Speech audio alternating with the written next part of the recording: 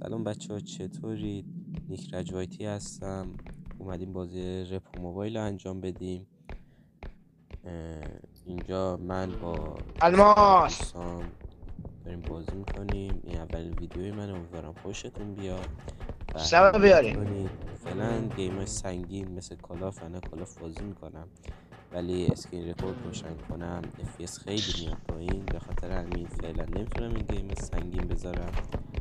فعلا یه همین بازیایی مثل رپ موبایل و نمیدونم دیرینگی و چیزی میتونم بزنم. بعد اینکه اومد بیشتر شدم حتما کالاف و این چیزا گوشی میخرم، کالاف میذارم و بازیهای دیگه. اینجا فعلا دنبال وسیله میگشتیم بتونیم سبد پر کنیم، پول لازم به دست بیاریم.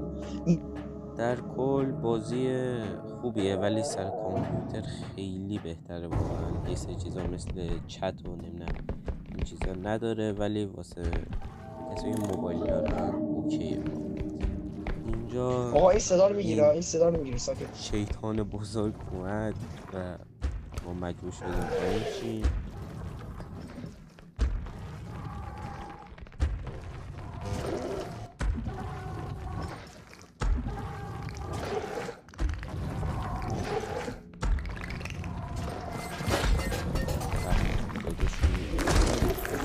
اینجا اصلا نفهمیدم چی شد مدلش اینجوری میفته، نمیدونم چی شد اصلا افتاد. اینجا 4-5 حرومزادان دنبال من افتاده. رفیقم بودن که اون بر بود، همینجا افتاده بود، دیدم رفیقم رفت، گفتم من چیکار کنم؟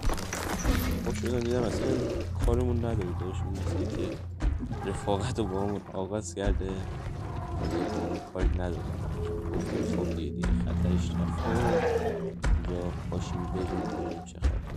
گفتیم یه پس کردنی به اینم بزنیم، اون داشتون واقعا کاری نداره یا باگیه چی. اومد داشتون گفتم داداش وایسا کجا میری؟ واقعا رفاقت. اینجا برگشت یه دوری زد زمین، واقعا اشکم در و دور زیر نشم.